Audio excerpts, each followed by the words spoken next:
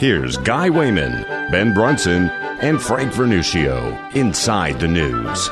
Well, welcome back to our last segment of the program. This is Inside the News, and this is where we put a bow on the program, and then our guys each have their hot button topics. Okay, Frank, the Department of Defense, they have a report. Is there a threat of nuclear war? Is that a real threat, or is that just a talked about paper threat? No, it's a real threat, and it's a growing threat. Let's be blunt. In the first year of the Obama administration, the New START talks, the New START Treaty, basically gave Russia the lead in nuclear weapons. That was bad enough. Now, China has developed a significant nuclear arsenal. We don't even know how the vast extent of it. Some satellite indications are that China has far more nuclear weapons than they've revealed. But add to that Iran and North Korea. Iran just blasted off a military satellite, which is essentially the same technology they would need for an ICBM. With the advent of those four nations, China, Russia, Iran, and North Korea becoming nuclear powers, the fact of the matter is the threat of nuclear war is back. And we have to remember that the development of protective measures, the anti-ballistic missile shield, was greatly retarded during the Obama administration. Barack Obama did everything possible to reduce the effectiveness or the extent of anti-ballistic missile technology and deployment.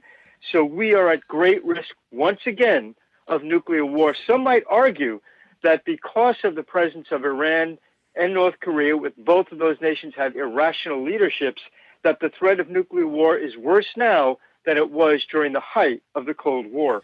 All right, Ben Brunson, you're the author of the Falstaff, Enigma, and Esther, Sling, and you know a lot about what's going on in Iran and this nuclear war business. It's pretty serious, isn't it? Well, if Iran is allowed to go nuclear and to develop nuclear warheads, which is clearly the ambition of the mullahs who run the country, that would be the single most dangerous nation ever to have nuclear weapons, because the regime, the religious fanatics who run that country, have an apocalyptic worldview. And they would more than likely use those nuclear weapons at a minimum to destroy Israel. And even admitting and knowing going in that it would cost tens of millions of Iranian lives in retaliation. But I think their viewpoint would be, well, they're all martyrs and they'll be in heaven, so a small price to pay to wipe out Israel. That is the scary part. So that is one nation that can never be allowed to get nuclear weapons. And I think Donald Trump is on board with that.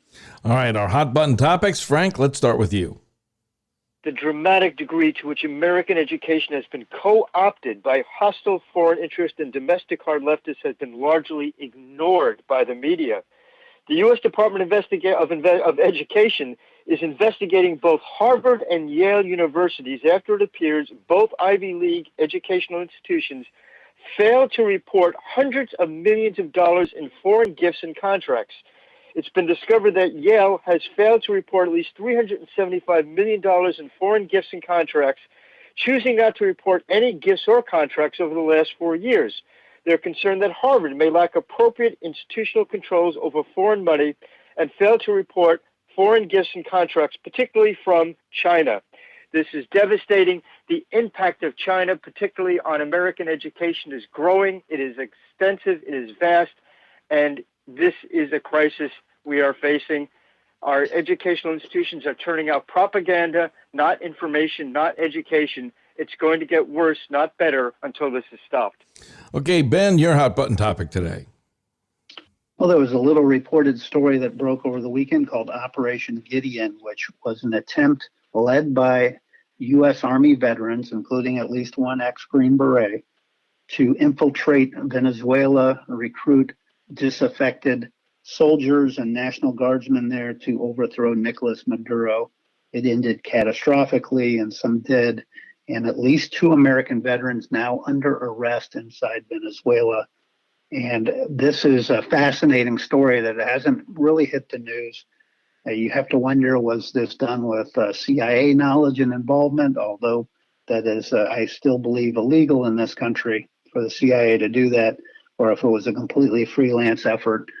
They claim to be the leader of the group is an ex-Green Beret named Jordan Goudreau, who's safe in the States, and he claims he was working with Juan Guaido under contract. So interesting story to watch and to see how it develops. Hopefully we can get our 2 veterans back out of Venezuela.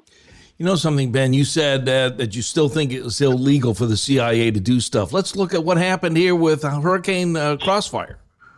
Well, that's completely illegal, but that's up to that bar in Durham to do something about. Yeah, so the fact that it's illegal doesn't bother these guys at all. Great being with you. Stay safe and healthy. Ben, good stuff. Thank you, gentlemen. Thank you to our listeners. And we do thank you, our listeners out there, for tuning in this week. And join us again next week when we once again go Inside the News. You're listening to Wehman, Brunson, and Vernuccio, Inside the News.